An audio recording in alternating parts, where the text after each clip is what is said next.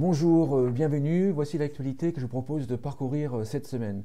Tout d'abord, Présence Verte, le leader de la téléassistance aux particuliers en France, lance un appel à projet avec pour titre Innovation, solidaire et territoire. Le prix national vise à récompenser les meilleures initiatives de solidarité, de proximité et d'innovation qui favorisent le bien vieillir et l'autonomie des seniors dans les territoires. Aux USA, dans le rapport ARP de 2022 sur les technologies et les 50 ans et plus, on peut lire que les technologies ne sont toujours pas développées de manière inclusive. Ainsi, 2 personnes sur 5 âgées de plus de 50 ans pensent que les technologies ne sont pas conçues pour tous les âges. En France, Brigitte Bourguignon a réuni pour la première fois l'ensemble des gérontopoles et précise leur contribution à la réforme de l'autonomie.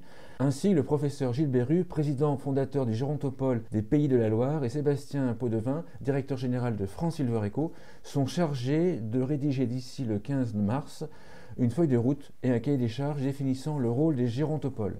40 personnalités politiques et intellectuelles issues du monde de la culture ou associatif ont fondé le collectif national autoproclamé de la vieillesse pour faire de l'avancée en âge l'un des thèmes de la campagne présidentielle.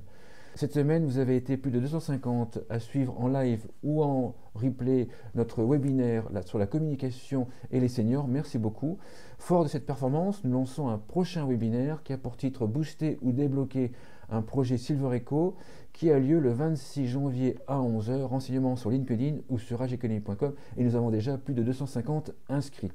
Je voulais également vous présenter un autre webinaire, celui-ci organisé par le TASDA, et qui va répondre à la question quel accompagnement de l'aidant et du proche âgé lorsqu'il n'y a pas de plan d'aide ni de professionnel désigné. Issu d'une expérimentation locale, c'est le 27 janvier à 13h30. Renseignements sur le site du TASDA ou sur la page LinkedIn du TASDA. Cette semaine, dans les grands entretiens, Agnès Dupuis nous présente une application sur les aidants. Ensuite, Henri Boucher nous explique les impacts, les enjeux, les solutions et les opportunités de Ma Santé 2022 dans le secteur des services à domicile. Théo Hud nous parle de déshydratation et d'hydratation des seniors. Et enfin, vous pouvez également retrouver sur ma chaîne YouTube une émission Le Grand Débat sur les innovations et les seniors. Merci beaucoup.